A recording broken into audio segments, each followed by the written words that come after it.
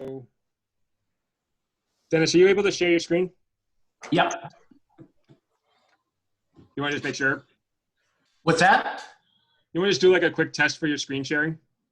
Yep, I will do that right now. Nope, because you have to go into participants, into the security tab and allow participants to share screen. All right, hold on one second here. Yep. Oh, there it is. Okay. Share screen. How about now? No? Yep, we're good. All right, perfect. Let me share. All right, guys. So while he's doing that, I'm just going to quickly, I guess, I don't have a lot of like housekeeping tonight. Usually we don't do anything essentially in July or August, so this is a little bit of an extra, and it's just a thank you to all of you guys for renewing and sort of sticking with us through this tough times, and we really do appreciate it. This is night one of all of this. I mean, Dennis will get into more about like what that means, night one and night two, but the second part of this is a week from tonight at 7 o'clock as well.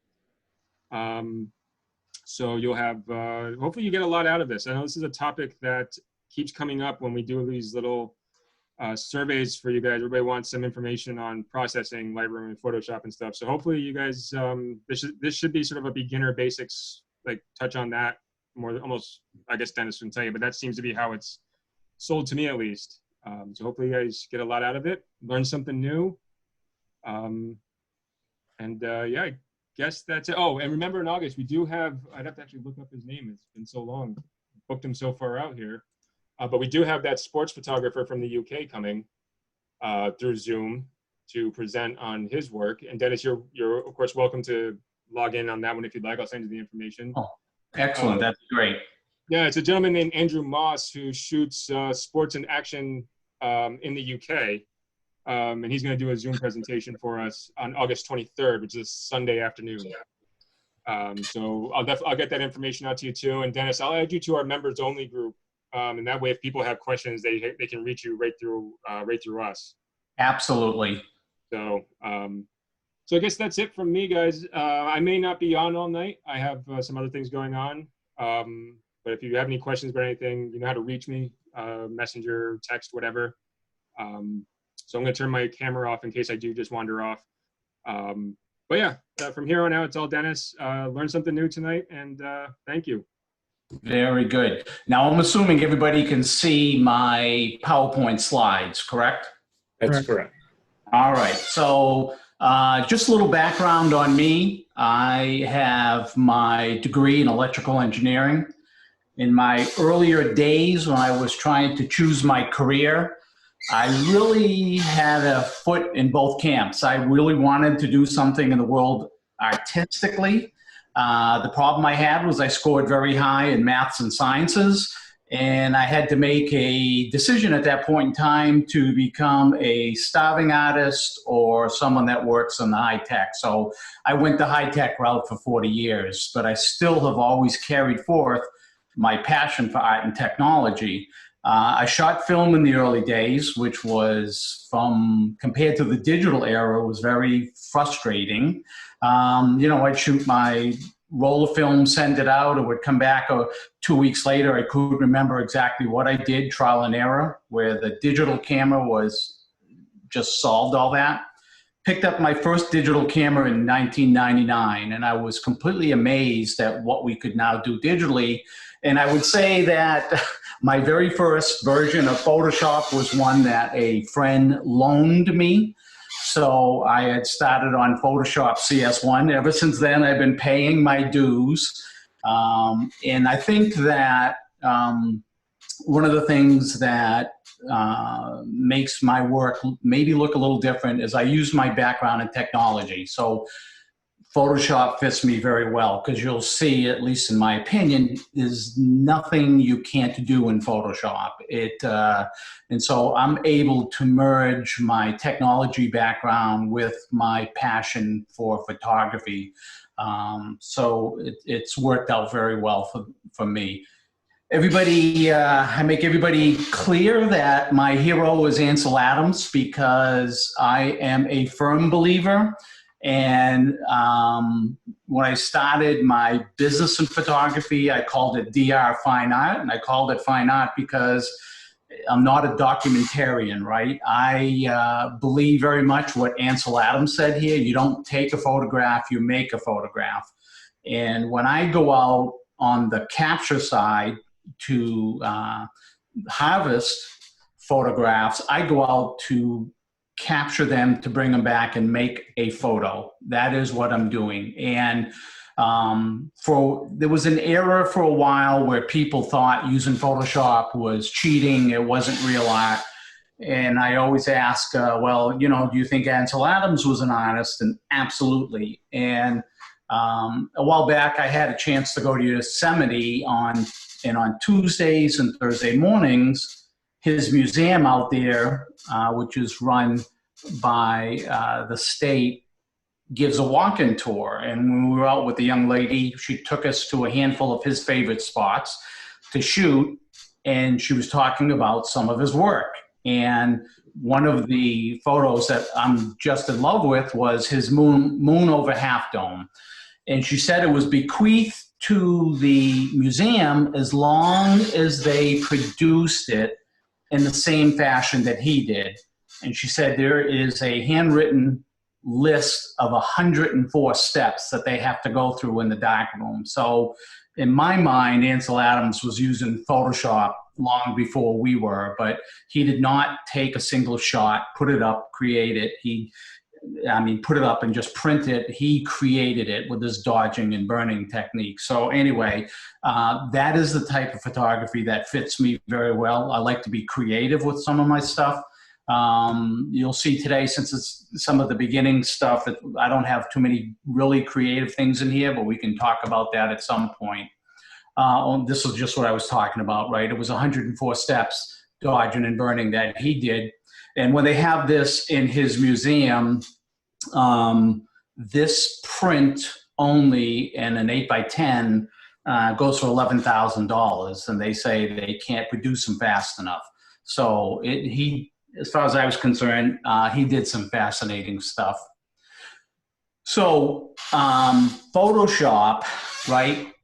People will ask me sometimes, what is Photoshop, right? And I will show you what my expectations are for, I believe, what I've been told we're going to do in this class. So if you aren't familiar with it, and it'll be interesting, we'll have a little discussion here where people are and what they use, but it's a software application, obviously, for image editing, right? But it's not just for image editing. There's a lot of different groups of professionals that use Photoshop. And Photoshop offers users the ability to create, enhance, and otherwise edit images, right? I tell all of my friends, you can't believe anything you see in a photo, because I'll put you in a photo in a place you've never been, but you look like you're having a great time there. It's amazing what you can do. And, you know, some of the features, when I work with Photoshop, I think the features are just endless, but these were a couple of things I took off the web here.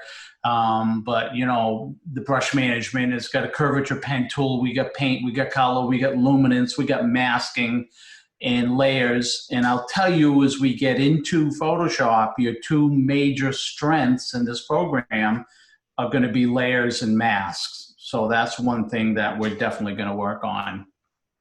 And this is going to be interesting from what we're going to do tonight. So who uses Photoshop, right? I guess us photographers are very centric. We think we're the only ones using it, but it's really, we aren't. It's used by a large group, right? There's the graphic designers, as well developers, there's graphic artists, and photographers, and there's a whole group of different people. And you'll see when we walk through some of the tools in Photoshop I rarely ever use, and they're more suited for the graphic artists. But we're going to focus on the tools that, at least for my opinion, are more useful to the photographer. So again, as the bottom note here says, we're going to focus on the photographer's usage. So what's Photoshop's strengths? And I will usually get asked this question in reference to Lightroom, right? So a lot of people use Lightroom. I really have come to appreciate Lightroom during the earlier days when I started with CS1, CS2, CS3, and working my way up through the Photoshop revisions. I was using Bridge as my front end. And I remember when Lightroom came out, and I didn't use Lightroom for quite some time. And I finally got on board with Lightroom when it did develop the amount of skills and techniques that I needed to use. And so when I look at Lightroom, fabulous for catalog and perspective. I have over 100,000 photos in my catalog, and I have the ability to keep track of them. I have a very distinct directory structure because right now, personally, I'm in Florida, and I live in Massachusetts also. So, and on Massachusetts, I'm on an iMac. I'm an Apple user, so I'm on an iMac 27 down here. I have an iMac 27 up in Massachusetts, and I have a MacBook Pro 15-inch up in Massachusetts that I use when I'm traveling, teaching, and giving outside presentations. And I also have everything set up with a network attached server. So whatever I do tonight on Lightroom or Photoshop gets transmitted up to my network attached server, which is in Massachusetts. And then it also gets copied to both my other iMac and my MacBook Pro. So I have a system where I have offsite and backups going continuously. But Lightroom is a fabulous tool for using what I'll call broad brush type of adjustments. And Lightroom has come a real far way in improvements of what you can do in Lightroom. I used to open up everything in Bridge and do 100% of my work in Photoshop. And when I started using Lightroom, I would say that I would open Lightroom, use it for a while, and about 90% of my work was still done in Photoshop. Today, because Lightroom is so strong, I would say that I probably do 70% of my work in Lightroom and 30% where I'm getting creative, where I'm doing pixel-based editing, and we'll see that tonight. So when I need to get in there, I want to change things, I want to move things, I want to add things, I want to delete things. That's when I'll get into Photoshop. And just as it says here with layer and masks, you're virtually limitless on what you can modify, enhance, and create. So it's an extremely powerful tool. Now, what are the downsides to Photoshop, right? It's complex. It does have a learning curve. And if people are into Photoshop for one of the first times this evening, I guess I would really suggest and promote that you give it time. It's not an overnight learning experience. I've been working with it since 1999, and each year I think I use more of its abilities, but I would say give it time. It's complex, but once you get the hang of it, it can do anything and everything for you. And Lightroom, when we work in Lightroom, right, when you have a photo and you make any of the adjustments, all of those adjustments go into the catalog. It either goes into the catalog, or if you have Lightroom set up, that the adjustments you do on a particular picture can go into what's called an XMP file, which is a sidecar file. But the main, and I'll say raw file, I'm hoping that everyone that does do digital capture shoots in RAW, because it's an order of magnitude more flexible in Photoshop than a JPEG file is. So you'll hear me always talk about Photoshop in reference to raw photos. But when you work on something in Lightroom, those changes are saved, but your major raw file is never touched. We can bring when we bring files into Photoshop, the raw file is never touched, but we can work destructively. And when I say destructively, meaning I can take a layer, I can do adjustments to it, and it's on that layer, and those adjustments are permanent to that layer. And we'll look at that. Or I can do this with layers. I can do it with smart objects, and we'll talk about that. So any point in time, I can remodify and change those adjustments I just did. And you'll see how really it is, how good it is to work in a non-destructive environment. And, you know, and you're going to also see that as we're going in Photoshop and we're saving a lot of our files with multiple layers, the file sizes are going to get large. That's just a side part of it. From my perspective, today memory and disk space is virtually free. They're really getting cheap. So I never collapse any of my layers in Photoshop because I was asked once if I collapse them and save them in a smaller format. And I say I never do, and they ask why. It's because when I go look at a file that I modified 5 years ago, I can't remember exactly what I did to it. But when I look at the layers, I can see exactly what I did to it. So I don't compress my files. And for those of you that are working with Photoshop today, or you aren't, right? Adobe offers a photographer's subscription-based deal with Lightroom and Photoshop. I believe it's still $9.99 a month. And it's in perpetuity, right? So as far as I'm concerned, I'll be paying that forever. So Adobe owns a small piece of my soul. When I talked to both Sean and Tanya about doing tonight's class, the guidance I got, and here's my assumptions of what we have set up, that most of the attendees are newish to Photoshop, right? They use or have familiarity with Lightroom. So what I structured tonight was a 101 type of class. We're going to walk through Photoshop as if you really haven't used it or seen it. And we're going to get right down to the basics. And when we're done, I'll ask for some feedback. And this is set up to be a 2-night course. And my thoughts and discussions with Tanya and Sean when I first set this up was that we would go through this Photoshop primer this evening. And once we go through that, the participants, if this is all new, they can either go off over the week before we get back together next Wednesday night, can try it. And I'm sure that you're going to get stuck on something, can't remember something, or have questions about something. And when we get together next week, we can either do a Q&A over your issues of things you learned that you thought you learned, but when you tried it, you didn't quite understand it. So we can do that. Or if everybody comes back and says, no, I'm a Photoshop expert, we'll continue with probably the next level of advanced things that we're able to use in Photoshop.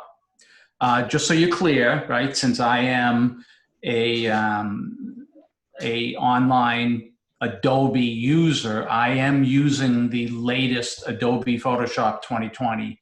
I was teaching a class a little while ago and I got in and then we were in Photoshop and I said, okay, we'll go over here and pull down this and do it. And they says, oh, I can't find that. I can't find that. And come to find out they weren't a online user. They stopped by and didn't have some of the features. So just so we're clear, if there are older versions of Photoshop, I'm using the latest. And the one good thing about the subscription model, every time Adobe comes out with an update, it gets updated automatically, right? We get all the updates on the fly, where in years gone by, if I was on CS5, they would offer CS6 for a small payment. I would pay that, I would get the upgrades and start using those new features and functions. So the other thing that we've been doing, I've been doing a lot of online instructing, both one-on-one with two other camera clubs with another business partner. And Zoom, as you heard me talk earlier with Sean, has been, I think it's fabulous. When I've used FaceTime in the past, and there was another Google program I used similar to FaceTime, which was good. But whenever I started using Zoom, and I saw that it had the capabilities of sharing your screen, both you and the users, it was fabulous for this type of stuff, right? I mentor a couple of photographers right now. They get assignments, they get things to do. Somebody say something? No, my dog's barking. Sorry. Okay. I will go beat him. Not hard.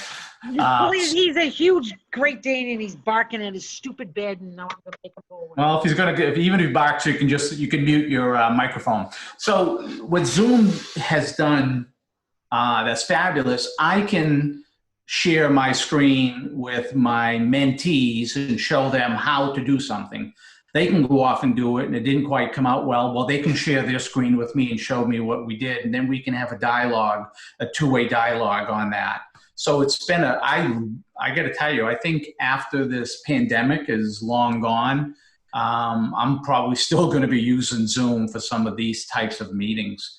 So the one downside with Zoom is most of the communication is singular, and by that I mean it's one way. Well, I'm talking, if I'm presenting, if multiple people had questions, it's very difficult, right? Because right now I see my screen and I can see 6 of the users here. I don't see all of them. I can scroll down and see them, but I can't see everybody.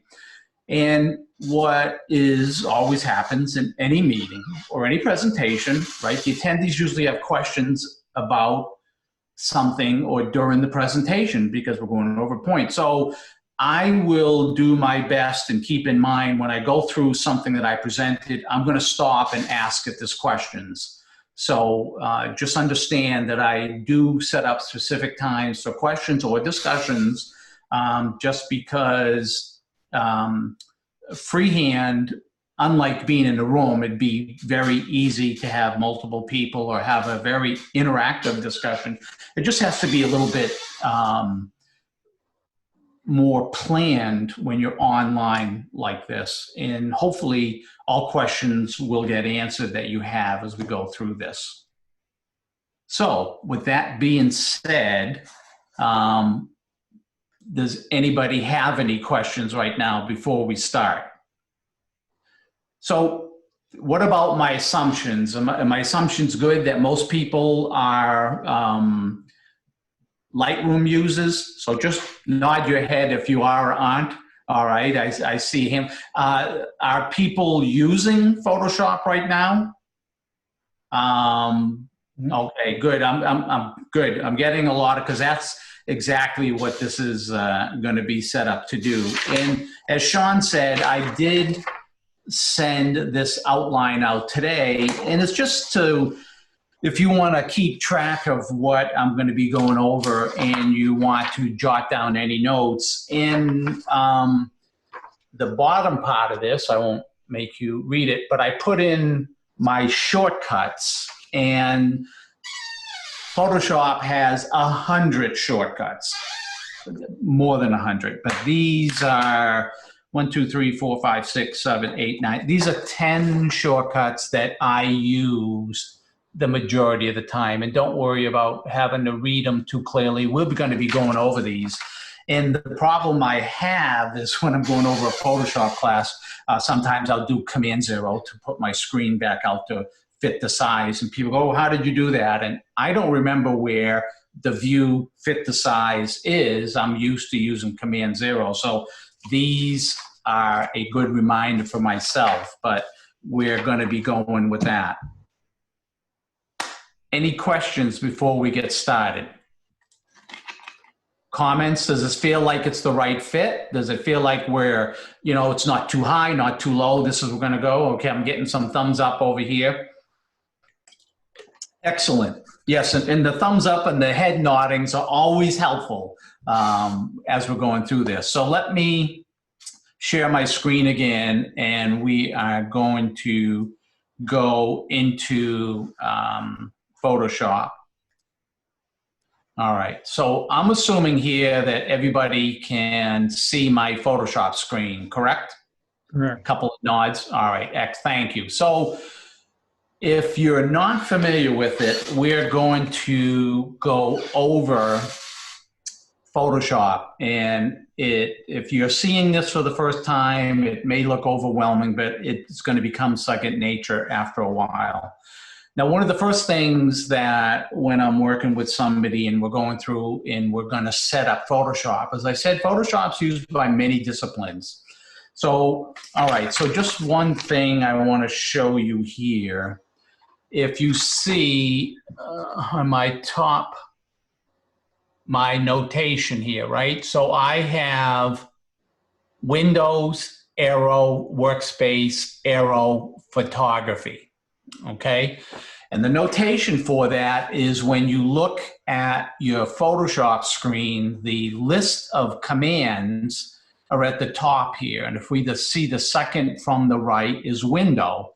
If we go down to Window, in my second command is Workspace. So that means you come down to Workspace. And what we're going to do to set it up is we're going to come down and choose photography. Let me choose painting. And if you see, if I was a painter or a graphics designer, I need to work with color swatches. My brushes are very important, right? But these aren't overly relevant to the photographer. So the first thing I have everybody do, go to Window, go to Workspace, and go down to Photography. And this will open it up just the way it is right here.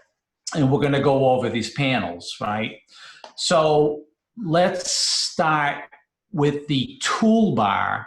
Now, you can also, it's an extremely flexible interface. You can use and change this around. I personally do a couple of slight modifications. And then eventually, if I change any windows, I will then come over and create a new workspace. And you'll see I have one here that says Dennis, right? So when I create that, it's slightly different or just something I modified. But for right now, so we'll all be the same. We'll leave it under Photography. So if you look, your more commonly used tools are in this left bar, and I can move them around. I can put the bar at the bottom. I can put the bar at the top. I typically keep it this way. I think that if you work with somebody else, if you go look, there's an unlimited number of YouTube videos on Photoshop. And if you start changing your interface around a lot, it's not going to be as familiar when you're looking at somebody else's work. So I'll leave pretty much everything like this, how I'm used to working, how I like. But let's look at the tools. The top one here is the Move tool. And I'll show you what we're going to do with that. Now, if you see any of these tools, in the bottom right-hand corner of the little box, there is an arrow. If there's an arrow and you left-click on it, that means that there's more than one tool in that grouping of similar type tools. This other one underneath here is called Artboard, right? So that is typically used by graphic designers. If they're making artboards, cards, displays, they'll create an artboard and they can switch out the picture inside very easily. Never use it from a photography. And again, I'm going to talk about these tools and things that we do from a photographer's perspective, okay? The next three tools here, the marquee tool, the lasso tool, and the quick selection tool are all used for selections, right? So if I come over here on my marquee, and now there's a down arrow, right? So I can either go with a square, rectangular, right angle type of marquee, or I can go with an elliptical round.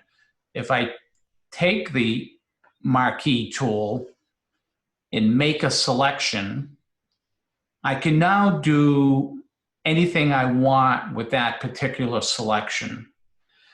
And we'll go through some things here just to give you an idea, but don't get hung up on it, because later on when we start selecting things, we'll do something as in editing the picture where it'll be a lot more meaningful. But just so you get the idea of what I can do, where over here is my layers palette right here. I got my background layer, and these are my adjustment layers right here. If I put an adjustment layer up there, I don't know if you noticed, but when I did, this is a curves adjustment layer, but the part I had selected, it put in as a mask. So if I take my curves, and if people aren't familiar with curves, we can talk about that, but right now with a mask, I'm only gonna be adjusting that small section of the picture. Okay, this is what a mask is going to do for me, and you're going to see how extremely powerful this is in the future. Okay, so I'm trying to show it from a selection perspective now. If I shut off my mask, if I X out my mask, and now if I do adjustments, it's global. Okay, so you're going to see this is later on is going to become adjustments are powerful, layers are powerful, and we can do selected edits with masks. So we're going to find out how powerful those are. So that was just to sort of show you the selection tools. Selection tools are extremely important. So the marquee and the circular I can draw around a particular area, but you can say, okay, Dennis, well, that's good, but not everything is square around. My next set of tools here are the lasso tools. And I can come in here, the first one with the lasso, and do any type of freehand selection that I want. And when we see these dashed moving lines, these are called the marching ants. So whenever you hear anybody talking about marching ants, that is part of your selection. And later on, I can make a selection. I can move that selection, and we'll walk over this later. I can move that selection to its own layer. So if you noticed here, what was in that selection just went to another layer. I can take the move tool and I can move that one selection around. And you're going to see later on how useful and powerful these are. Right now, this doesn't make any sense because I'm just showing you how the tool works, not necessarily the right thing to be doing with it, but it's just part of our selections. So I have my freehand lasso. What's one that is very handy that people will use, if I zoom in here, and we're going to talk about how to zoom in later, but this is called my polygonal lasso tool. And what it does, it allows me to put a point down, left click, left click, left click. And when I come in touch the base, notice at the bottom right-hand corner of the polygonal lasso tool, there's a little circle, meaning that it closed the selection. And now I have marching ants, so I can do anything I want. If I was to put, that's not a good, if I was to put another adjustment layer on this selection, I can now modify this layer independently. So this is a levels adjustment. Again, very similar to the curves, and we'll talk about these, but I can now change what was within my selection. Unlike most of Lightroom, where most of your adjustments are global. Now, Lightroom has come a long ways. We've got some selection tools in Lightroom where we can select certain parts of the photo, but the majority of stuff is done globally in Lightroom. But these selections and these layers are going to be extremely powerful for us, and I will again, we're going to use some practical uses of these, so don't worry if you don't completely get it. Now, the other selection tool here is a magnetic. So if I come here and it understands edges with contrast, so if I left click here, and I'm not left clicking, I'm just going up, and it is gonna, I'm just moving along, staying as close to I can as the line, and it is dropping the points down. It's magnetic. So it does a pretty good job of selecting, but it doesn't give me the complete freehand use that I had in the polygonal. One of your shortcuts down there. So whenever I have a selection, if I'm done using that selection, I can come up to select, deselect is how I get rid of that. And if you notice here, that is Command or Control D. So again, I'm going to try to remember, as I'm on a Mac, Command and Control are the same, Alt and Option are the same, and then obviously we both have Shift. So the other selection tool here that is used a lot is your quick selection tool and your magic wand.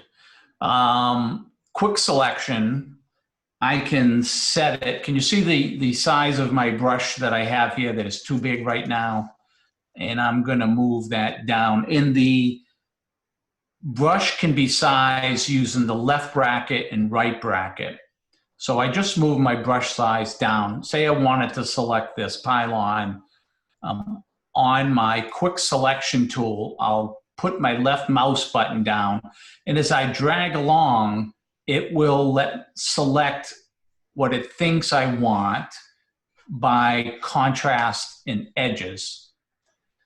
And if I need to, and if you notice, you can see inside my selection tool, there is a plus sign. If I hold down the Alt or Option, I can then subtract from my selection if I'm trying to clean up my selection. And I really wanted that other pylon, not this grouping here, in my selection tool, jump the gun.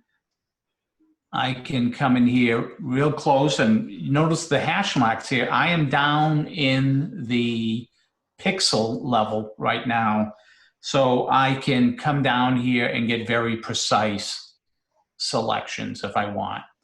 I can work on this, and as I will come back and forth on selections, if you come up a contrasting edge, Photoshop will go through and continue trying to do this. So we're going to Command D. I'm going to do a Command 0 to get back here. And so the other one is the magic wand, and it does an interesting job that it again goes off the contrast, and it thinks that it knows what I want to select. So the magic wand was one of the first initial selection tools that came out. The quick selection tool is a much better tool. I will use that 99% of the time, Command D. And then what those 2 releases ago, Photoshop now came out with this select subject. Now this is kind of a tough shot because it doesn't have a clear and distinct subject, but it thought that this was my main subject. And if we had another picture, which we'll look at later, of a person standing in a shot, and you did select subject, this does a really good job of selecting what's an obvious subject. So this has come a long way. And so we will, I don't know if we'll do anything with that tonight, but just want to make you aware of it. After that, we have the crop tool. And there's also a perspective tool that we won't work with. But the thing that is really, really powerful with the crop tool is if I'm going to get out of that for a second. If I look at, I come up here to image and I go to my image size, right? So I sized these photos smaller tonight. I went with 72 DPI, right? Whenever you're doing anything on the web or on a screen, you should, and you're doing a presentation, you should, especially if you put it on the web, you always want to size everything to 72 dots per inch, because a terminal screen monitor TV doesn't need more than 72 dots per inch. Pixels per inch, dots per inch sort of interchange with each other. So just so this would run faster tonight, so my Photoshop and my system wouldn't get bogged down with working on large files, I downsized everything tonight just so this would say snappy during our presentation. If I look at it right now, because it's 72 and it's 20 by 13 inches, it's a 4.3 meg file, right? So that's a relatively small file. And I can also see in my lower left corner here that my file size is 4.3 megabytes. So the nice thing about the crop tool, we have a couple of things. We have a straighten tool here. So if, usually my shots, when I first take them, my horizon is not straight, so I can just take this ruler, stretch it out, and it will put that perfectly horizontal. Now I can also come up here into my crop selections, and I can leave it as telling it I want the same ratio. Well, I had said this earlier, as was the camera. Now, what I use the crop tool up here for, obviously, is if I'm doing something later on from a compositional perspective, right? So really what would be best from a composition of this particular photo is you always, well, people familiar with the rule of thirds, right? It's one of the composition rules guidelines. And yes, as soon as somebody says rules and guidelines, everyone says, oh, rules and guidelines are meant to be broken. Yes, that's true. But let's just say that we're going to use them. But the rule of thirds says if I'm got a horizon, it should be on the top 1/3 line or on the bottom 1/3 line. So you're either going to be showing, if you don't have a great sky and your foreground is very interesting, you're going to put the 1/3 line here. If your sky is fabulous and down below is so-so, or I may put my sky up top. Anyway, the point I'm trying to get at this crop tool is very, very powerful. So I can, whenever I'm going to go to print, I don't leave the sizing, especially if I'm going to a lab outside. I don't leave, if I'm going to print 20 by 30, I want my file size to be 20 by 30 by 300 DPI. So I do all my sizing in the crop tool in Photoshop. And if we notice right now, because I'm working with a smaller file, this is 20 by 13 by 72. So if I come up here to the crop tool and I go put in here, I want it width, height, and resolution is one of the things. I load in 30 inches by 20 inches by 300 DPI. And that's what this size, this is right here. So let's just say that I'm happy with my composition right here. When I crop, this is going to resize my photo. So I just resized it. And now if I come up and look at my image size, my file is 30 inches by 20 inches by 300 DPI, and it's 154.5 megabytes large. So Photoshop has a group of bicubic algorithms that they use on a pixel basis to increase your photo. And this has come tremendous strides since the early days. We used to have to go to an outside third-party tools to upsize our photos, and Photoshop has just done a spectacular job. I have taken multiple shots like this that were taken with my Sony A7R II. The native size of the file was 20 by 17 inches, and I've increased them up to 4 foot by 6 foot. I printed some relatively large and have been able to maintain the clarity that I saw in a smaller file. So the crop tool here, extremely helpful. People getting this too slow, too fast, thumbs up, thumb down, where are we at? Good? Good. All right. The next one I will use once in a while, and this is the color sampler. If I need to replicate something or know exactly what a color is, well, let me show you the eyedropper tool first, the one on the top, eyedropper tool. So if you notice down here, there's a black chip and a white chip down here. This is called my foreground color chip and my background color chip right down here at the bottom. If I have my eyedropper tool and I want to do something with this color yellow, I will left click on that.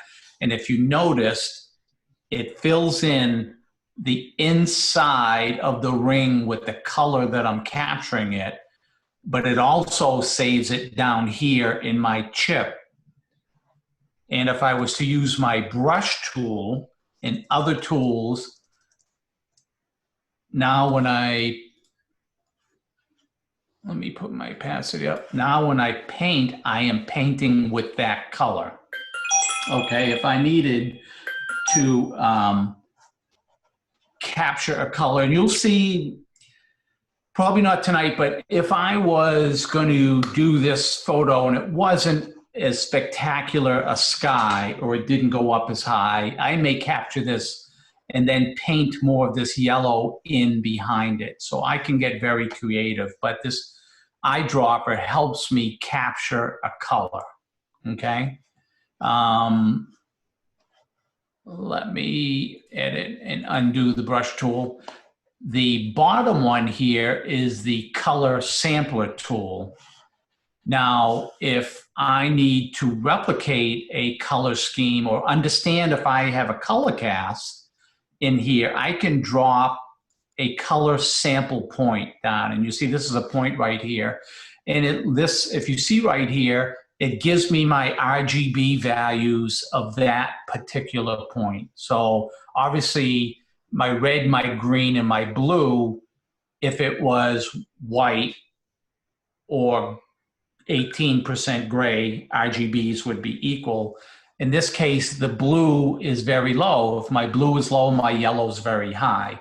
I'm on a yellow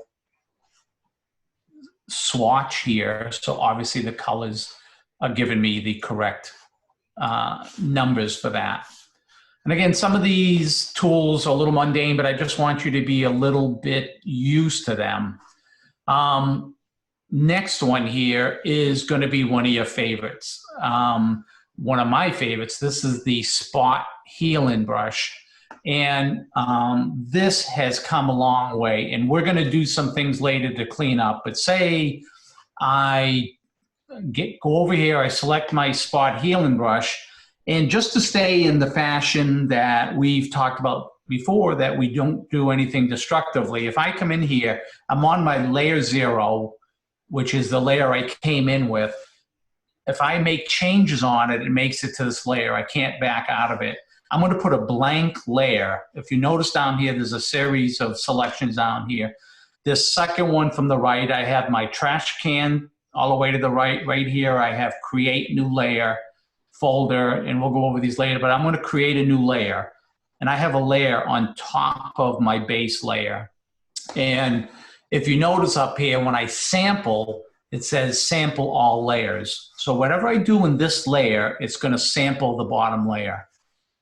I now have my spot healing brush on, and say I didn't want these birds here.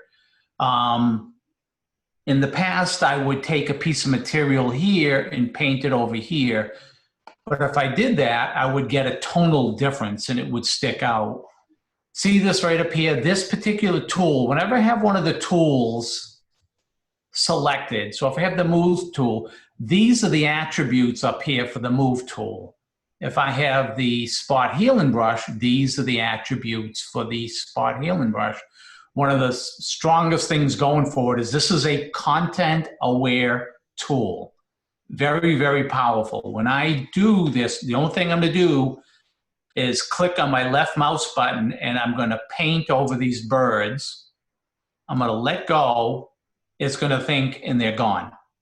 Okay, you're going to see how powerful this is. And if you didn't notice, it's the same color. It's the same tonal value. In the past, it would just, this tone here, whether you can see it or not, is darker than this tone. And it would put the wrong tone in there. Let me see if I can just do it with the stamp tool to kind of let you know artificially what it would do wrong. If I was to take something like this, but in the past, it would give me a darker tone here. But the spot healing brush now is content aware. So it will not only look at the colors, but the tonal values, and does an absolutely outstanding job. And you're going to see later on when we want to remove things. When I shoot a lot of shots, landscapes in Beacon Hill, there's cracks in the road. There's the Boston Globe usually that I got to remove from the front steps. This thing is going to be one of your most used tools. There's one down here that's called the healing brush tool that I really don't use. And again, it just allows you to make a selection in an area. The spot healing brush here will do anything and everything you want. If you had an area where, okay, so I did these removals on this other layer. So say I said, oh, geez, I really made a mistake. When I talked to the client, they said they really liked those birds. I need those birds back. Now, if I had done this change on my layer 0, I would have to restart this whole thing because they're gone. If I want them back, I can easily just remove this layer, put another blank, and restart. So it gives me the chance to make the changes. There's another tool here for adjustments. It's called the patch tool. And this one just allows me, if I had a section that was a little bit more of a freehand, I can, with my left mouse button down, just draw around the area or the subject I want to remove it over here, tell it to, say I have to be here. Oh, see, I have to sample all layers because I'm on a layer above. Move it over here to a different area, and it will think and make the changes. And it did a pretty good job, but not as good as the healing brush, even though this is a content aware. Now I can come over here once again and reselect this and move it over. So anytime you redo it, the algorithm is rerunning. So you're going to find these, and if I do a Command D, I can select. Now you see this is a little bit more blotchy than what my spot healing brush did for me. Did a much better job. But you're going to see how powerful these things are when we get working. This is content aware move. We don't use it that much. The brush tool is going to be helpful to us when we start doing some manipulation later. So just, stay tuned on that. Up here, two things. There's a whole family of different brushes, and you can get snowflake brushes, you can get leaf brushes, you can get grass brushes. We can do a lot of different things. Majority of your stuff is going to be with the plain old-fashioned round brush. 90% of the time, the hardness on my brush is set to 0. So if I have my brush set to 0, it has a feather on it. Let me just pick out the color, and we'll show you how to do color pickers. But I have my brush tool here, and if I paint, you can see how soft the edge is on that. When I'm feathering something in and you're making an adjustment, this is extremely helpful and extremely important. If I take my brush and move that up to a hardness of 100, you see it's very abrupt, and you're not going to do any adjustments, changes, cleanup on a file that people aren't going to notice that you did this type of adjustment on it. So I would say that 90% of the time, my brush is always set to a hardness of 0, being a soft brush, and I can change my size here. I can also change my size with the left and right bracket keys on my keyboard. So let me go back. Just like this, I'll adjust my brush.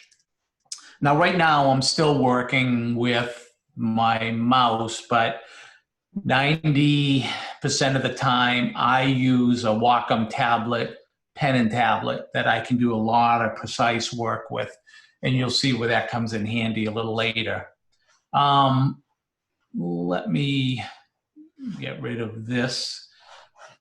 I'm going to add a new layer, and I'm working on a layer so it's non-destructive. The next thing that's going to be helpful for us is the stamp tool. Now, the stamp tool will take something from one specific area and put it onto another specific area. So I'm on the stamp tool. I will come down here, hold down the Option or Alt key, and I'm going to click in the middle of this bird.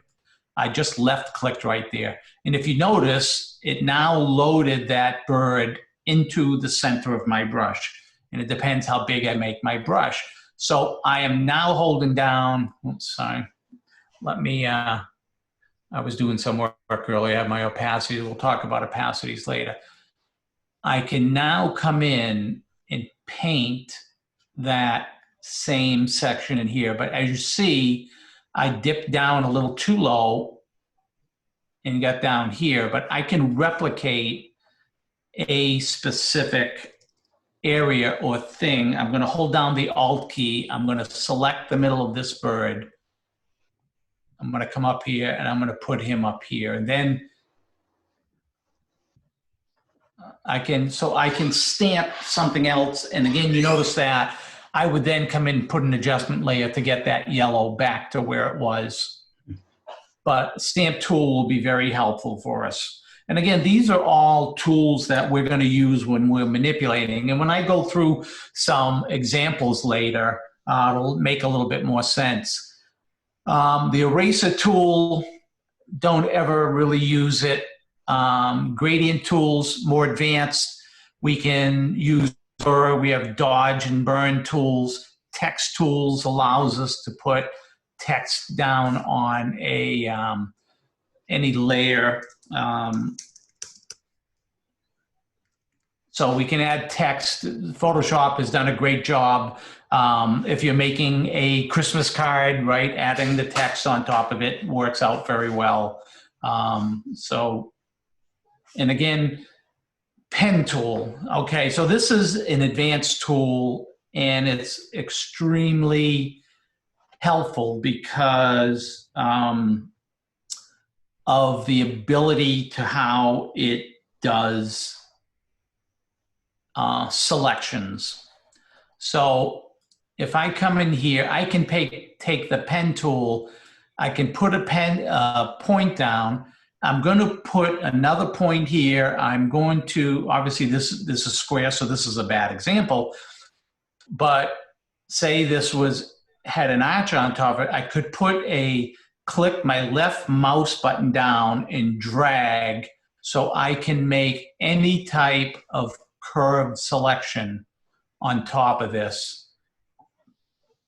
I can then put another point here, and I could have dragged there, put another point here, but it allows you to make selections around curved surfaces that when we do some more advanced selections, you'll see how powerful it is.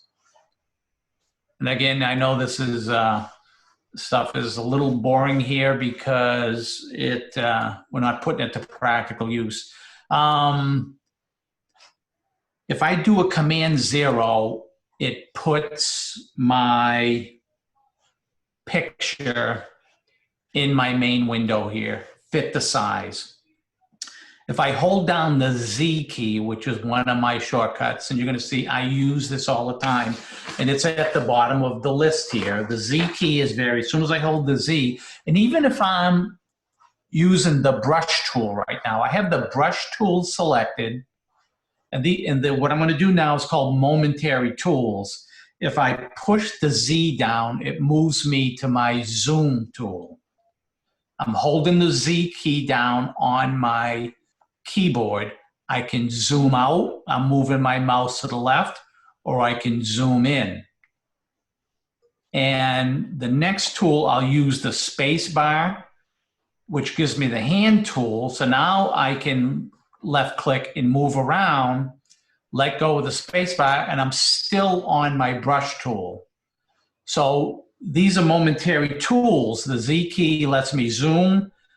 The space bar lets me move. So when I'm doing a lot of edits, and you're going to see in a couple minutes, we're finally going to work on this picture here. We're going to go and clean up the sky, how helpful these tools are, okay?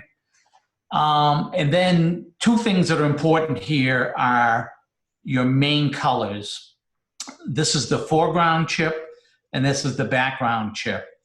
And you'll see what those are. Now, right now I have blue. Anytime I double click on one of these chips, it brings up my color picker, and I can come up here and change that to any color I want on my foreground color. So if I wanted to come up here and I wanted this more in the yellows, and then I can come here and pick an intensity both in brightness and in how strong it is within there, or I can change this into the greens.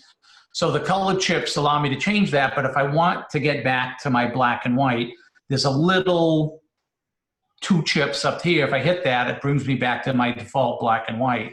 If I want white to be my foreground color, I can change this arrow right here. You're going to see how useful those are in the near future. Pretty much the tools. Okay, I'm going to move a little quicker here just so we can get working on some things, because when we work on some photos, I think that's when it's going to stick. So over here on the right-hand side are my panels. And each one of these panels can be moved and adjusted if you want. I can take my histogram and I can move that out and I can put it back up with this group. And my navigator is here. And this was the panel selection that using the window workspace and the photography workspace gave us, because they believe these are the more common tools or panels you're going to use. Histogram obviously gives me my RGB values, lets me know my intensity and my color scheme. Obviously, I can see here, just looking at my histogram, that I have an area of my photo that is blown out, and because it's all the way up the right here. And I've got some things that are close to black, but not black. I don't know if you're familiar with histograms, but we can probably spend a little time on that. Adjustment layers. These are all the layers that you can put on top of a picture or another layer to do some creative adjustments to that. So this is a curves layer, and I don't know if you're familiar with curves.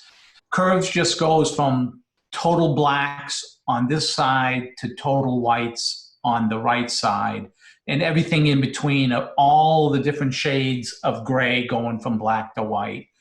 And the height of this So if this was middle gray, right here, this center line is middle gray.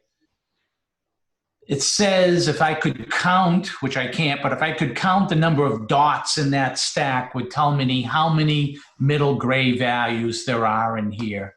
So this picture here is pretty well distributed because I have pure whites and I probably have some pure blacks and I have all of the colors in between. If I was to pull this down real black, you notice my histogram up top is moving over to the black side. And it's not on here because when this starts up, this is a static representation of what the picture started as. But I have a whole series of different adjustments over here, right? So I've got one here for exposure. Don't ever really use it. I usually do most of my exposure work before I get in here. But the ones you're going to use the most, levels and curves are very similar. It allows you to adjust your blacks, your whites, and your midtones pretty much independent of each other. What you're going to see become very important when we're adjusting different pictures. We have things like your hue and saturation here is going to be very important. If you want to boost your colors, if you want to remove your colors, that's going to be another interesting and useful layer. We got the one if you want to do black and white, and it allows me, if I'm in black and white now, it allows me to adjust any of the, and we notice here, I finally hit the yellows in the sky, what are being adjusted there. So these are adjustment layers that we can add on top of a layer to change things. And again, it'll make a lot more sense and become a lot more familiar when we start working with them. Which brings us down to the main player in our thing here, are our layers, right? So if you don't understand what a layer is, it's as if you had a sheet of paper and you put another piece of paper on top of it.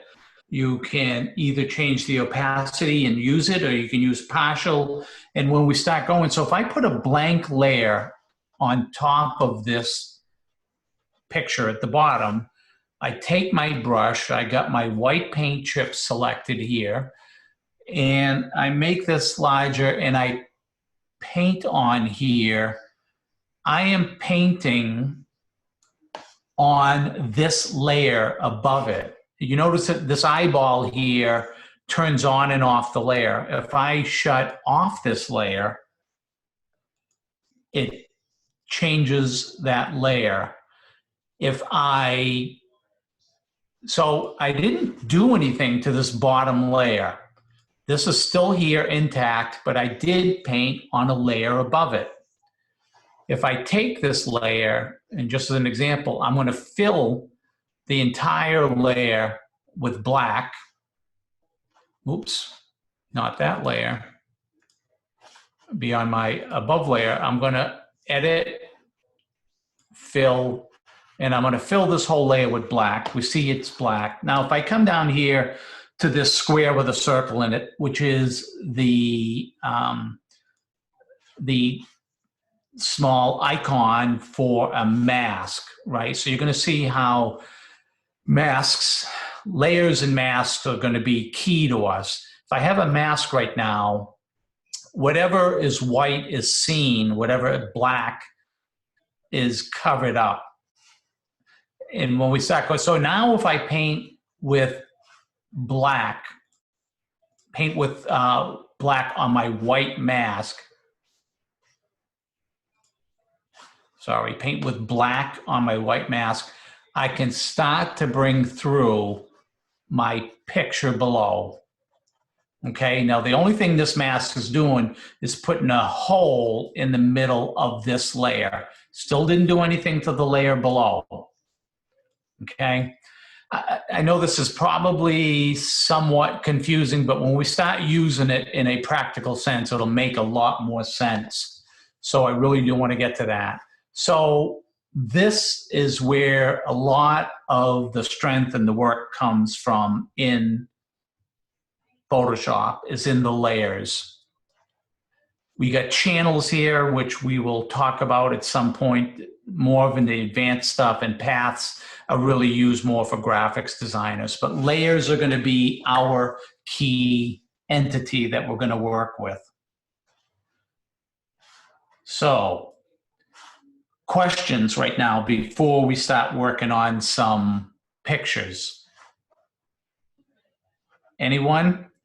Or you just absorbed all of that very easily? I have a question.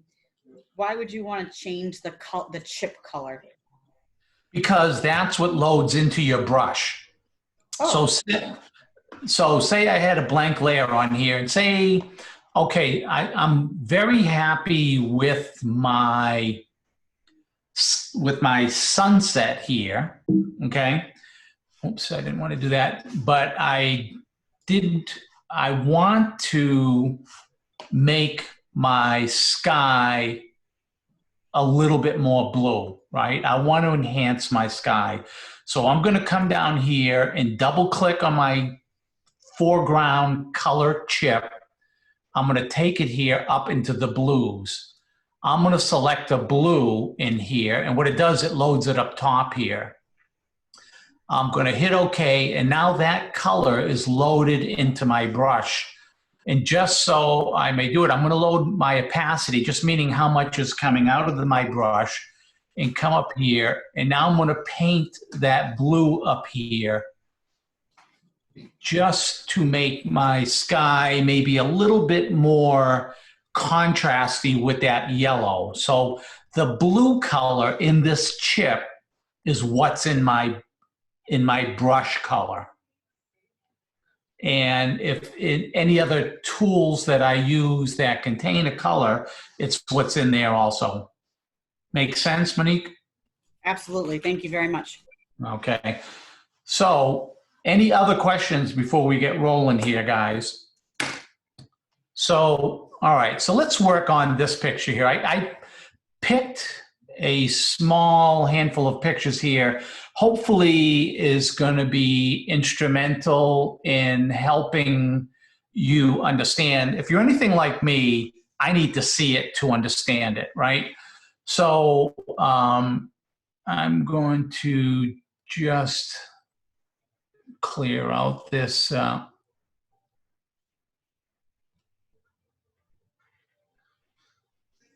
right. We'll leave that for now. So if I had this picture in front of me right now and I want to start working on it, I am going to put a layer, a blank layer in here, because I want to make my changes on that layer. And if I double click on the name of the layer, I'm going to change this one to fixes, because this is where I'm going to make my fixes. Now, I searched around, I've got a new camera, so I searched high and low for one of my shots with dust spots on my sensor, which is usually easy to clean up once in Photoshop. But what I would start with on this is I'm going to come in here right now. I got my photo in here. I'm going to hit the Z key. I'm going to come up here and I'm going to zoom up into the top left-hand corner. I will use the I will come up here and take my spot healing brush. I get a size here that's probably going to be applicable. I will now take my space bar, my hand tool, hold my left mouse button down, and I will move across my entire photo looking for dirt spots on my sensor. And if you noticed here, especially easier to see when you move it, I have a sensor dust spot here and I have one here. With the spot healing brush, it's easy as painting over that, that's gone. And I'll have some pictures here, especially if you're shooting wide open at f/16 or f/22, that will have 40, 50 of them on there. They show up. And let's just assume that we didn't want these birds in the picture here either, right? So I'm going to come through, and in days gone by when we had to do this by hand, it's insane how quickly this goes. So I'm looking for any imperfections when I'm doing any of my floral shots. So say I don't like this. These are a couple of pylons here. These are pylons in Naples, Florida. Between this and the Naples Pier are two of the most photographed areas along the shore there. I may just remove a few of these spots to clean it up. And maybe I don't like the way this was leaning. So I will go through and do my cleanup, right? And that usually takes a bit longer and is really successful from doing that. I will then come in here and look at this, and I'll put a curves layer. So this is an adjustment layer on top of this. Now, one of the things is that when you see this, here on this right-hand side are my whites. This is my highlights. This is my midtones. This is my shadows, this line on the curves grid. And these are my blacks. So if I want to bring my brights down a little, if I don't know where to pick on this line to adjust, if I hover my cursor over an area, it'll show me where it is on the line. And this is a little too bright, but if I come up here and adjust, grab this, bring it down a little bit so I can get some of my light colors back, and I'm going to bring my blacks back up. I may do this just to change the contrast detail in the photo. So this one is relatively simple. I came in here, I will do the cleanup, and then I may do some adjustments with a curves layer. I may now put a hue and saturation layer on top of this. I'll take the saturation. I may move that up a little bit. Now, if my sky around my sun is starting to get a little too bright, but I like what it's doing to my blues above it, and I'm looking just at my blues, I'll bring my saturation up there. So now, but it's off kilter, I'll take the mask over here that's on that hue saturation layer. I'll do a Command I, which just inverts it, which is, so if I do a image adjustment invert, which I always use Command I, because you'll see I need to go down 2 sections here, fills that with black, it just hides that saturation adjustment I just did. I get a black mask that's covering over that adjustment. I'm going to change my paint color to white, my white chip. See that, Monique? It's white, so that's the paint color that's going to be in my brush. I'm going to get a relatively large brush here, and I'm going to move my opacity just so I don't paint hard. I layer it in, right? So anything you do, somebody should look at it and believe that that was the sky as it was when you captured it. So now I'm going to paint across my sky here. And if I look at what I'm doing, I'll show you the mask. This is what I'm painting on there. I'm a soft brush. It's at 20% opacity, so I'm layering it in. Every stroke I make brings up another 20%. And if you see now, I'm going to make this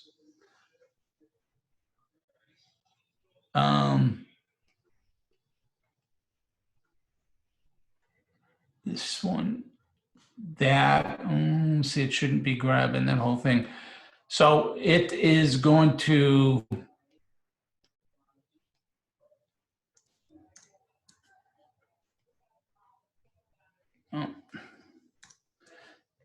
I got a little too far down, or I can just now go back to black and make sure I paint it out of the bottom here. But I should be just painting in the blue here. Come on. Can you see the changes there? Was that yes? So I probably wouldn't have done this layer on here. But again, this was just a quick and easy to show you what I can do from a layer perspective, right? We're just trying to learn what layers are here. Questions on this? All right, let's go pick. I'm gonna do file. Look at your chat box. Okay. My chat box, I see when I'm in full screen, I don't see the chat box. So is there somebody that chatted with me that I need to see? Now, so I'm in Lightroom right now. I've got this one picture. I want to go edit this. And this is, so I'm going to come in here and I'm going to go left click and I'm going to do edit in Photoshop. I'm going to enter and I'm going to let that come into here. I'm going to do command. I'm just going to hit my Z key. I'm going to bring this up a little.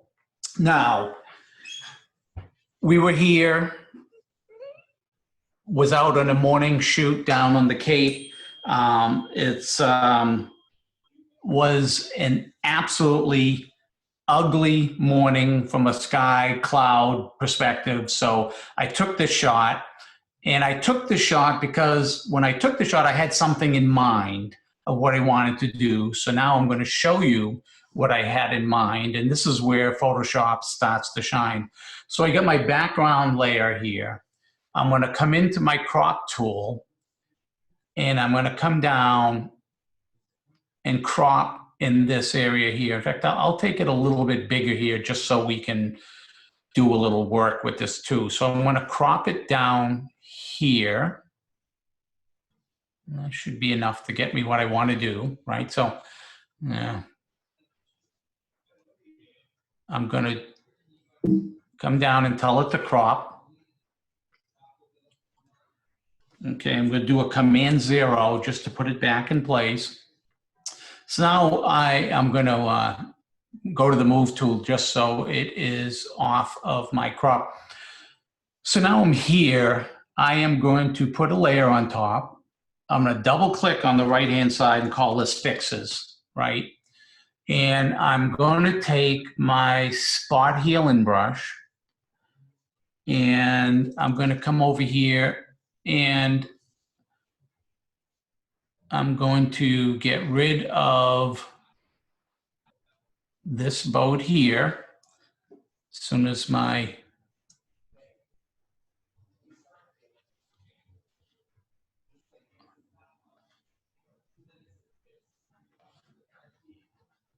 so I'm going to get rid of the boat, get rid of that buoy. I'm going to get rid of this spot here.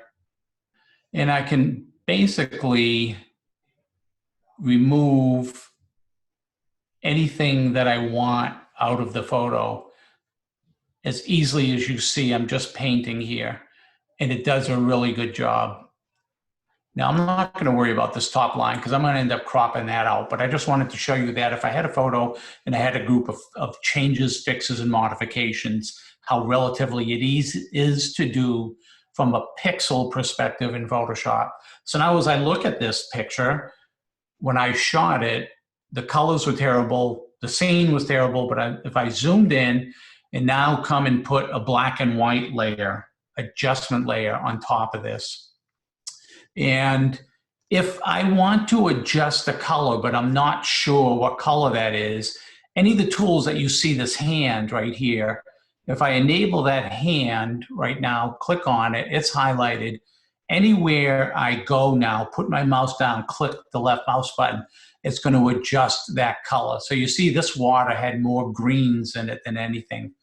And I may just pull that up to make this a little bit more high key. I may take the area in the boat here and make it a little darker. So if I'm happy and satisfied with that, I may come back to my crop tool and move this. Whenever I'm running large files with Lightroom and Photoshop open and I'm in Zoom, it just beats up the memory here. So I'm going to bring this down. I'm going to move this down a little bit here. Make this a little, because I'm looking at this from a composition perspective. And I'm going to put it here. Again, from a composition, I am moving it down to the 1/3 line, right? If you're not familiar with the rule of thirds, wherever the crisscrosses are, these 4 points here are the power points in your photo. And you really want your main subject, so I want my boat on this 1/3 horizontal, and I want it as close as I can to this intersection. And especially if it's facing forward, I want it over in this one, not on the left one. So I'm going to click that and close my crop.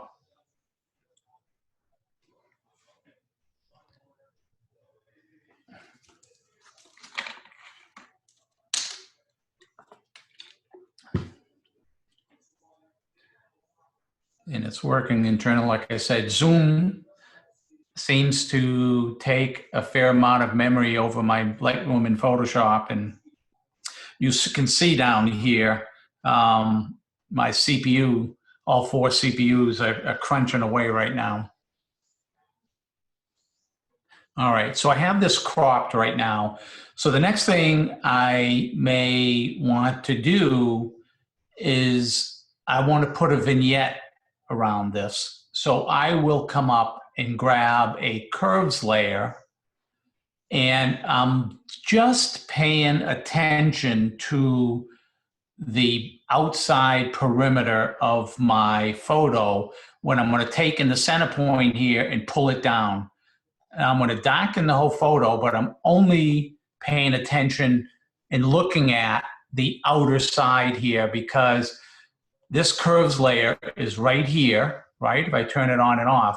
But if I fill my mask here, if I do a Command or Control I to invert that, I put a black mask, and now that dark layer is there, but it's hidden underneath the mask.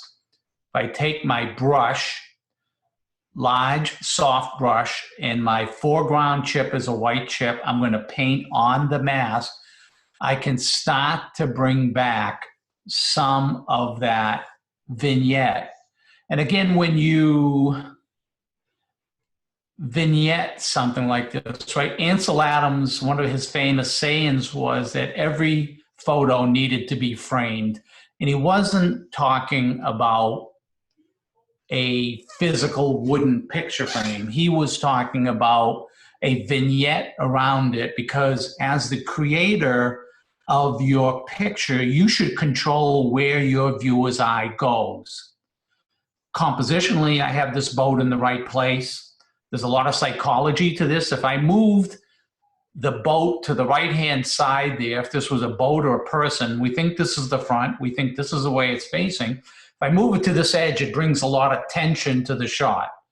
People don't like it. They're tense about it, and they don't even understand why, but especially if it was a person, it feels like it's got closed space, and it makes them feel a little claustrophobic. You also, the human eye goes to areas that are light to dark and then sharp to out of focus. So if I put a vignette around here, I should be controlling my viewer's eye in this area. So can you see the vignette on there? Again, sometimes I have to overdo it when it's on a video, you know, and again, I would be very finesseful about this when you're doing it. And you notice my opacity on my brush is set to 15%. So every time I paint, I just feather in another 15% because if I was working at 100%, and when I did this, you see this line that somebody goes, oh, yeah, you drew this black box around it, right? So not what you want to do. You want to feather these changes in. People shouldn't know that you did a vignette. Now, I'm also going to put, I hit that twice. I'm also going to put another blank layer in here. And now I'm going to put my brush defaults. I'm going to put white on my chip here. I'm going to take I'm on the brush tool. I'm going to take my opacity down to 10%-ish. I get a large, soft white brush, and I'm just going to paint one stroke over the top of the boat. Can you see how that lightened that boat? So again, I should be controlling. Now, if I was to do this too, I would have cropped this down so that top section is not there.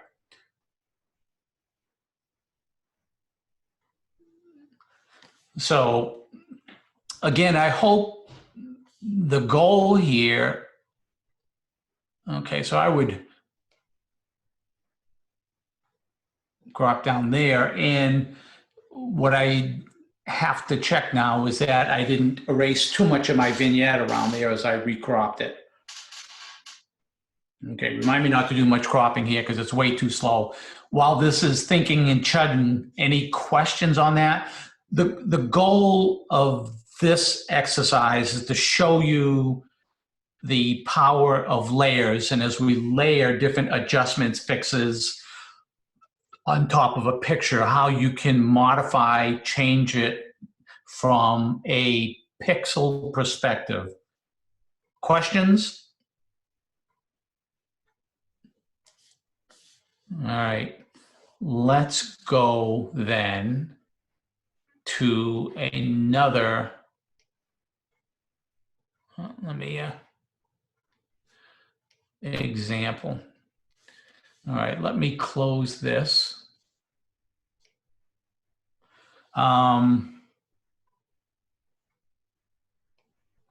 Let's pick on this one for a minute. So I can left mouse click, edit in Adobe Photoshop. So let me tell you, if you are silly enough to let any of your family members know that you can make adjustments to them anytime during, hold on one second. All right. Zoom here is messing with my,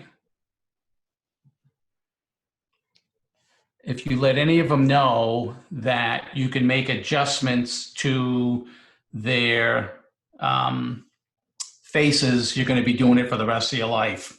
So this is my daughter and my grandson, and I'm going to put a blank layer on here. I'm going to, let me just get my, when I was moving these around,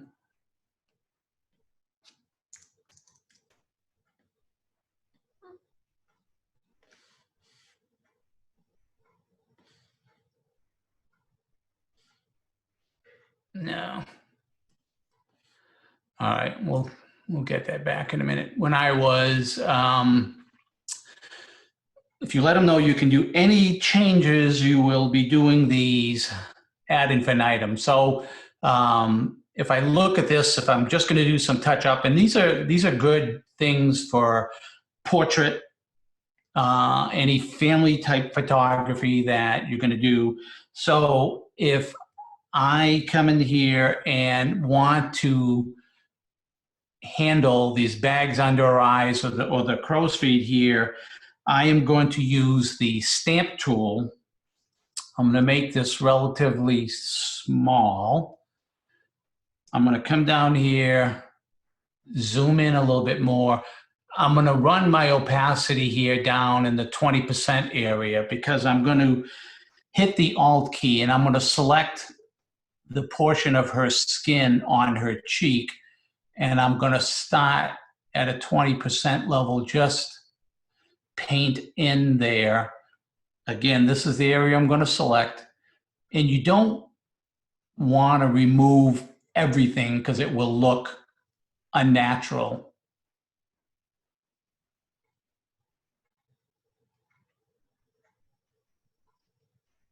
So can you see the difference there? And one of the things I will also do in something like this is I will take a curves layer. Now I'm looking at their eyes and her teeth, and I'm just going to take the whites here and pull them up. Okay? I'm going to take my mask and do a control I and fill that mask in. I'm going to take my brush tool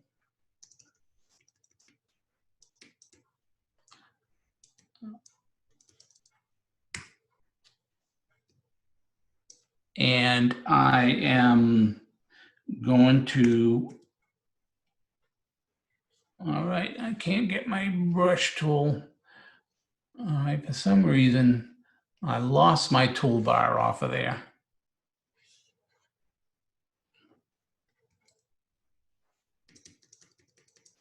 All right, I am going to, let me see, I'm going to go to Window, Workspace. That is, all right. I'm going to take my brush tool. I'm going to come down here, get it to a decent size. Now, I took that layer here. If I shut off my mask, we're going to see how much lighter that made it. But I'm going to take my brush and I'm going to take white. I'm going to change my color chip here to white. And I'm going to come in here using that and paint in this. I can go much higher. I'm going to come in here and brighten her teeth. I'm going to go down to a 50% level and I'm just going to touch in the whites of her eyes. And his eyes, I may do the whole thing, right? So can you see the difference that makes there? So this is where we started. Again, she's up with a 1-year-old, bags under the eyes. We'll take the bags out. We'll lighten their eyes. And we may also come here, take a curves. And right now, when your curves comes up, you're working on an RGB curve. I may take the reds. Again, I'm going to adjust it with the hand here on his face. I'm going to remove the reds. Again, it's removing it globally, and it's not what I want to do. So I'm going to take my mask, do a control I. I'm going to take my brush tool with it set to white. And in this case, my opacity, I'm going to set to 20%. I'm going to go a little larger, and I'm just going to paint out some of the red. Since I removed the red from the picture as a whole, I can just paint it out here on his face. So these are the type of layers, again, not drastic changes, but where we started, if you can see the changes here. And again, I may come in here and crop this much differently than it is right now. I will clear that.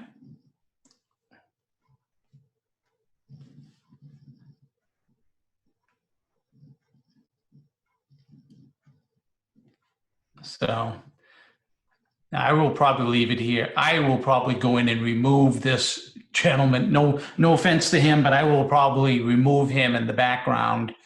And again, we can do that on the fixes layer. If we use the stamp tool, I would come in here and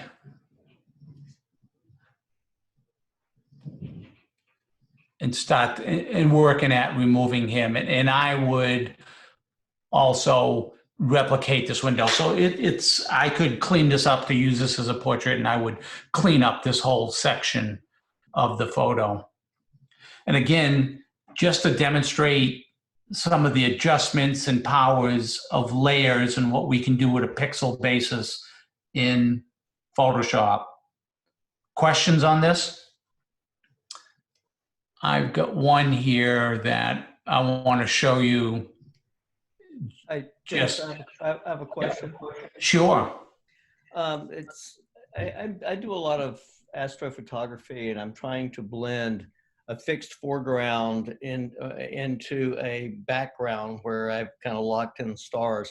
And I need to blend photographs, but I'm having trouble, working through the layers and everything to blend two photographs. So I've got like the foreground from one and the sky from another, but there's a natural blending. At some point, either this evening or tomorrow, could you just talk about blending two photographs like that? Absolutely. In fact, this may be helpful because you're trying to blend two sections from a different photo, correct? Right. I'm trying to blend a foreground from one photo with a background in another, because I'm using something called a star tracker that kind of duplicates the rotation of the Earth, but I have to do a fixed of the foreground so that it's not moving to merge in with the background, and it's just blending those two photographs. Yeah. So next week we may do one specifically, but this may get you. This is going to kind of get you off on the right track. Okay. All right, thanks.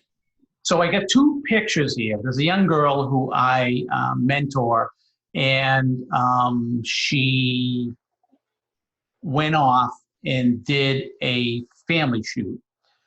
And when she did, I said, make sure we got her to set up.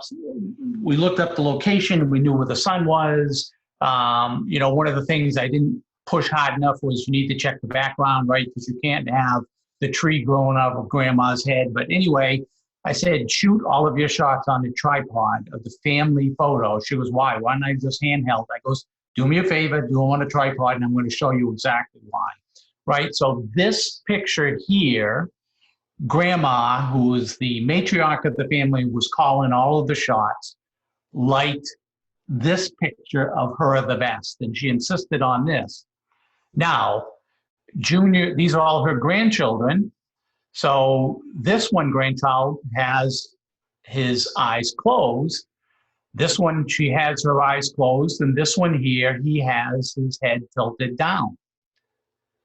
And if we look at this picture here, this grandson looks great. This one, she's got a great smile. His head is up, but Grandma does not like the expression on her face, right?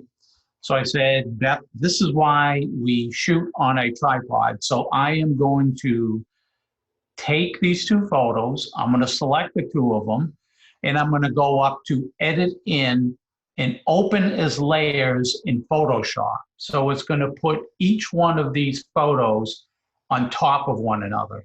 And Reed, when we look at one of your pictures next week, when we look at one of your pictures, we will sort of do this similar, but we'll probably be masking your pictures. But this should give you some ideas of the capabilities with layers to be able to blend multiple pictures together. And it's actually, in your case, will you want a tripod when you did yours, Reed? Oh, sure. Yeah. Yeah. So we're gonna make easy work of it. In fact, maybe between now and then, I may get you to email me your pictures, and we'll actually work on them. So again, so I've got my two layers here. Let me zoom in. So I got one layer on top of the other. If I got this top layer, it's got Grandma, who calls all the shots, is her, and the bottom layer is the one with the three kids that is easier. So I'm just going to move that on top, okay? So I'm going to move this on top. And I'm going to put, well, before I do that, I'm going to hold down my Command key, and I'm going to select both layers, okay? I'm going to come up into the edit here, and I'm going to do auto align layers. Now, and I can just leave it in auto. Photoshop does a really good job at taking two layers, whether it's a horizon or whether it's people, and does an alignment. You notice that on the bottom of this picture, we have blank marks. And if you notice on the right side, so it actually took the two pictures and moved them so it aligned them up as good as it could do, okay? So now I've got the bad shot on top. I turned it off, and I got the one down here that Grandma likes herself. So I'm going to put the bad shot on. I'm going to select this one. I'm going to hold down the Alt key and put a mask on it. And the only thing it did was it filled the mask in with black. So this top layer, because it's masked, is basically hidden. Oops, no, I want to go this other way around because Grandma likes, Grandma,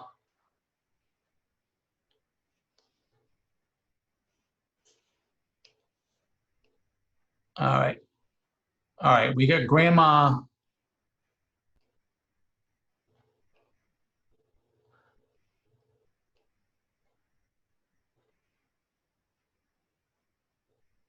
All right, we got, all right, come on.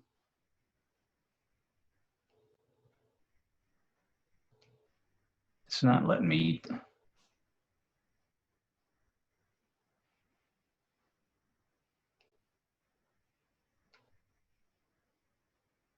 All right, it doesn't matter. We'll work it this way.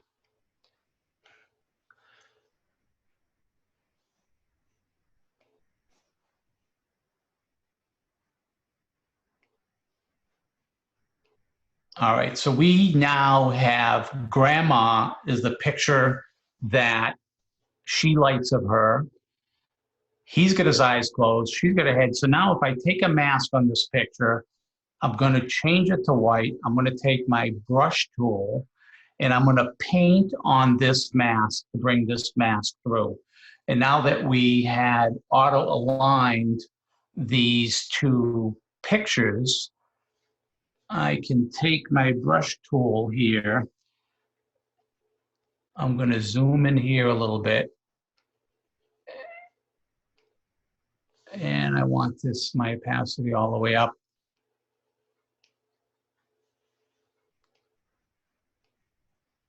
All right. All right, and I got to get my mask on the top one.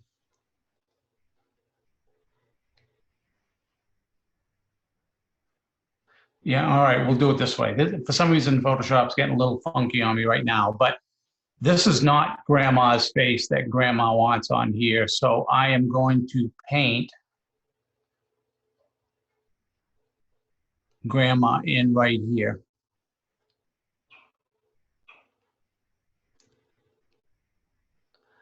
And so when we were done with a simple change, I can get Grandma the way Grandma wants to be. Now, for some reason, it won't let me move my two layers around. So we can create it that way.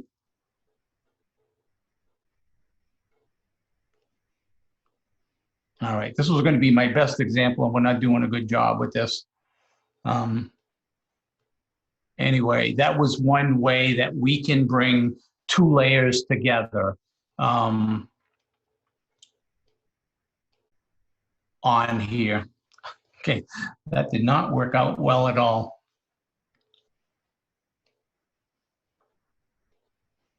All right. I'm gonna, oh, let me, you guys are still hearing me, right? Because my screen is frozen up here, right? Okay. So let me, I'm gonna get out of Photoshop right now because this is, we still got a couple of minutes here because this is a relatively good example. I'm gonna take these two, edit in, bring them in as layers in Photoshop.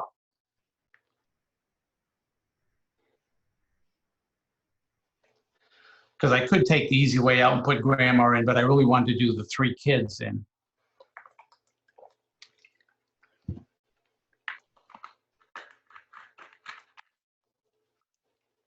As we're waiting for this to open, are we at the right level here? Am I too low, too high? Are we going too fast, too slow? Give me some input and feedback here, because again, not having worked with any of you prior, besides you, Pat, it's hard to judge where somebody is on some of this stuff. So it's at a good level, the right amount of information, or no, I want to do a lot more landscapes, or in Reed, thanks for the feedback on that. You know, we'll work on yours next week.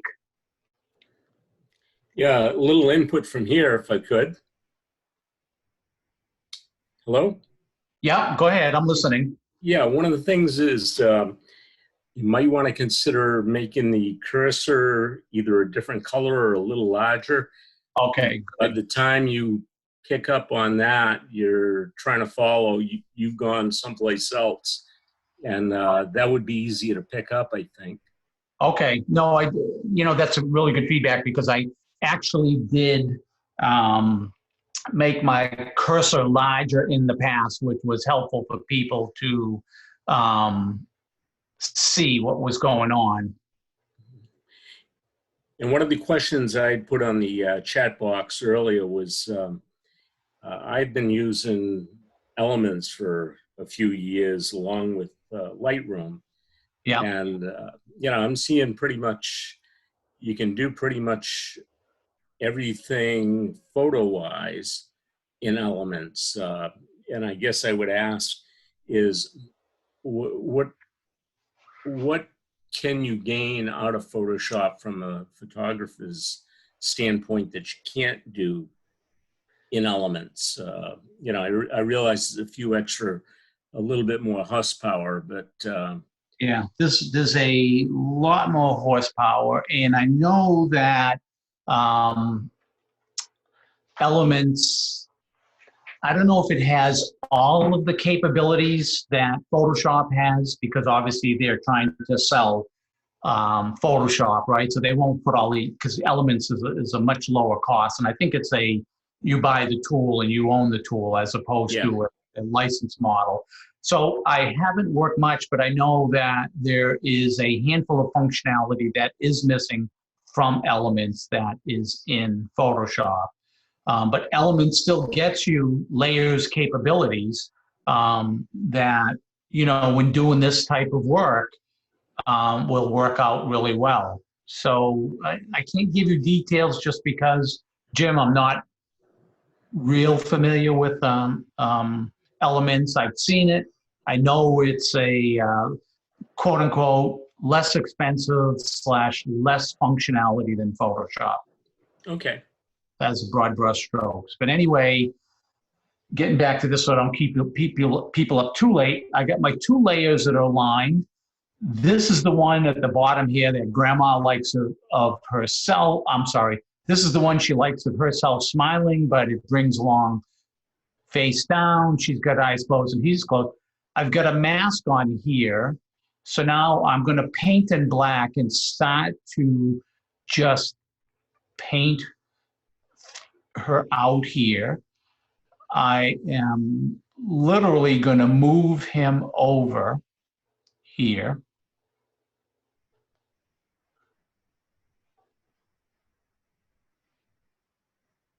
And I am going to change his head here. And I would spend a little bit more time with a smaller brush and the selections over here just to get, and I would have selected Grandpa's shirt here and spent a little bit more time over on this feathering to make it look. So I don't know if you can see that, but this basically, Grandma didn't like her. We got Grandma, but we saved the photo here. If I shut off the mask and turn the mask back on, we've got the granddaughter here, eyes closed. We've got the grandson here, face down, and we got the one eyes closed, and he's out of frame. Not out of frame, but just farther away. And when we sent this back to him, Grandma was a happy camper. So again, just trying to emphasize layers. And again, Reed, when we look at, if you get a chance and you could email me your pictures later, I can use them as a physical example here when we do that, if you're okay with that. And that should be to dennis.rainville@gmail.com. So, questions on this, guys?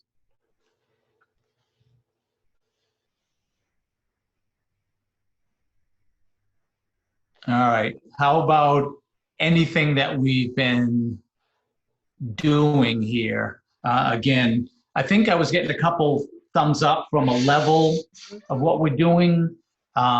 Did it make sense the way we were going through it? Yes.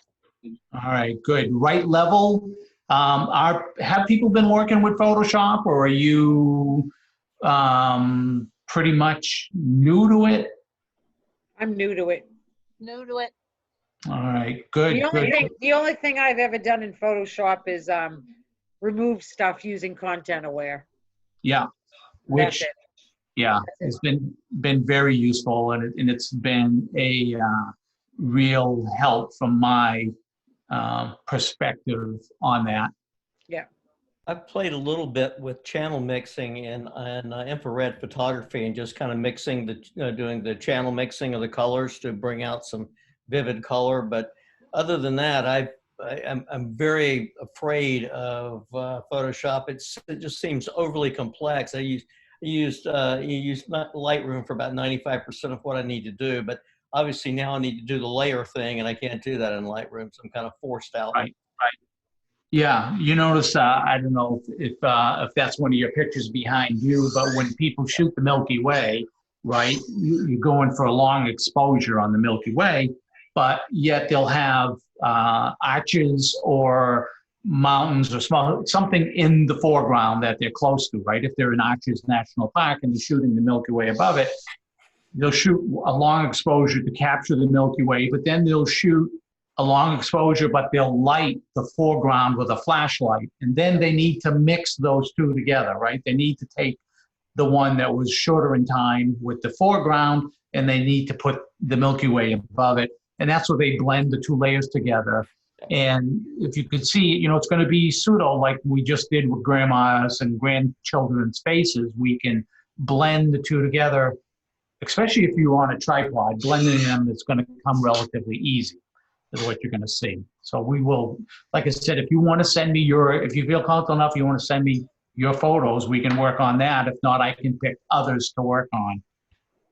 So what about other requests, right? What would you like? What don't you know? What would you like to see?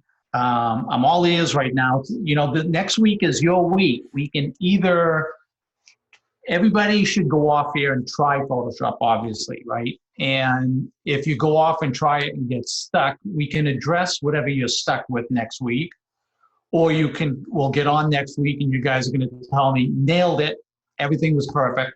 And we are so good up here in Rochester, we just got it.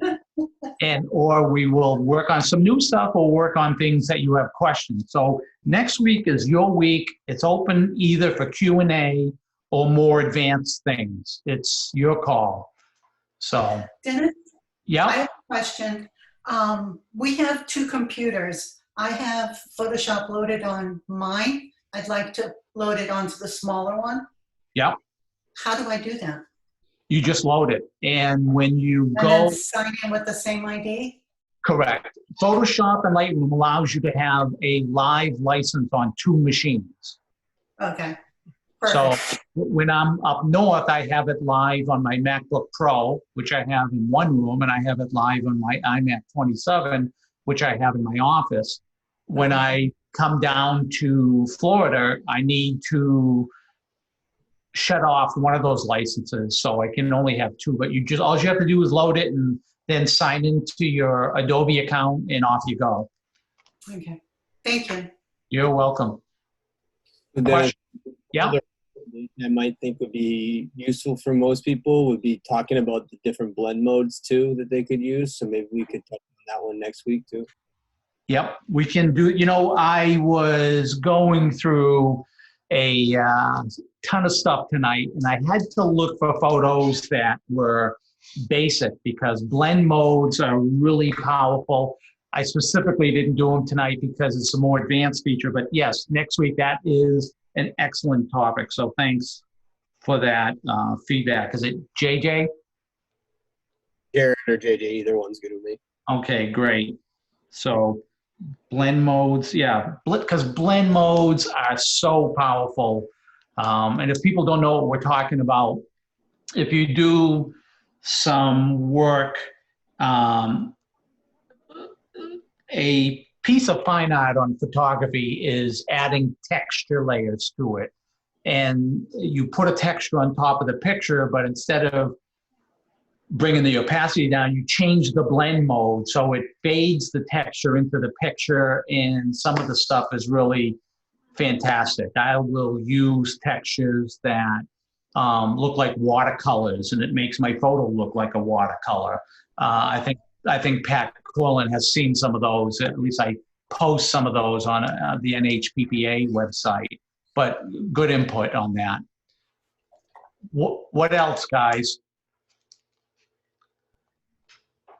So I get down, Reed, we're going to combine 2 of yours. We got the blend modes. And again, when we get on next week, if you want to prime the pump and you have something you got stuck on, or you thought of something after we get off on this, don't hesitate to send me an email. And again, that is dennis.rainville@gmail.com. So send me an email between now and next Wednesday evening if you get stuck or there's something else that you forgot to ask about, but this is your time. What about showing a edit that you do on a picture? Okay, I will do anything in particular. Something basic. Okay, all right. I get some I do a series of black and whites in Beacon Hill, which the before photo and the after photo and nothing, or let me find something creative, because what's always interesting is when you see the before and the after. And I don't know if Pat remembers, but I do a series that is primarily done in Lightroom, though. I do these day to night shots. They're awesome. They have a very distinct look, but I take a shot that's shot in the daytime, darken it down by 3 stops, and then I relight it. When you see them, they're very interesting. So yes, maybe I will show off one of those. That could be part 3. That could be, if Sean and Tanya want to, you should get back to them while we're all in pandemicing. We're all locked inside. You should get any feedback. So, I just did a specific one for the NHPPA where we did 3 nights like this just on black and whites. and different variants of black and whites and how to do black and white. So that was something that they wanted to do. And since we weren't meeting for regular face-to-face meetings, it worked out really good. Like I said, a few quirks with Zoom, when I have Lightroom and Photoshop open and I get a big file, my memory, not my memory, but the computer's memory slows down. So if we put up with a few of those quirks, this has been a fabulous platform to do it. So if you see stuff later on you want to follow up with, get back to Tanya and Sean, because they were very willing to provide your club with this type of thing during these times. So It was great, but you need some WD-40 in your chair. could you hear it? All right, I'm gonna hit it. All right. Now, besides my chair, how was the volume of the audio? Was it clear enough? Because I got, Yep. I got a specific microphone up here. I'm not using the computer's microphone, so hopefully it was clear enough, because that becomes very important. It's just like any type of video. If I had bad video, you guys would put up with it. If my lighting was bad, you'd put up with it. If I had bad audio, I can't handle bad audio. Right. So it's you can't do with that. So hopefully, but I will WD-40 the chair. Good. What else, guys? Anything else before we sign off? All right. Very much. I hope you enjoyed, and we'll see you next week. Thanks so Thank you. much, Dennis. Thank you. All right. See you next All week. right, guys. Take care. Bye.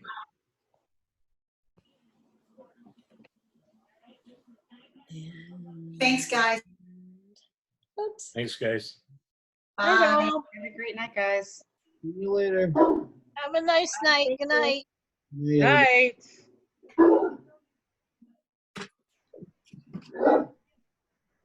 So Sean has to end it, but he is not at the computer right now. I was just gonna say, is he not there right now? Yeah. Hello, Monique. How are you? I'm good, Lisa. How are you? Bodie. Bodie. Come here. Come here. Okay, you ready, Jared? You ready? I'm ready. There he is. Oh, there he is. Look at that boy. Come here, Big Summit. dog. Come here. Who is that? Is that a big puppy? Look at Lefty. Who's that puppy? It just started downpouring. Did he really? Hey, Oh my Monique, gosh. I'm mastering this here new camera of mine. Oh, nice. Say that one more time. It's so loud. The rain's so loud I can't hear you. I said I'm mastering the new camera. Good. Yeah, I'll tell you, it's amazing how they removed a lot of stuff from the actual camera because they figured they know you know what you're doing. Yeah. It's So there's no more buttons on the computer to do anything. I mean, on the camera to do anything. You have to figure it out. you figure it out. Yeah, but it went from what, 8 focal points to 50? Yeah. So it's crazy. It's But I'm really figuring fun. it out. Well, Good. that's the only challenging thing with those. When you get a new camera, is you got to figure out what the differences are. It's a little annoying, but once you figure them out, you go, okay, well, now I'm ready to go. Let's get this thing really rolling. So Yeah, no, it's been a lot of fun. I'll tell you, the quality of the picture is way better. Yeah. I mean, when you go from a totally introductory camera and then move up to something else, Oh, that's, I'm very happy with my purchase. I have no complaints. Yeah. Good for you. I love mine. Yep, no complaints. All right, let's sign off, people. Well, we can't sign off because Sean has to sign off. Is that what you said? No, you can click on the X in the corner and then it'll shut us down. Sean's just going to keep recording. He's just away still from his Okay. two different Zooms at the same time. So about how terrible he is for walking out. Oh, so he's still recording. Yeah. All right, bye, guys. Talk to you later. see you later. I'm signing out too, Jared.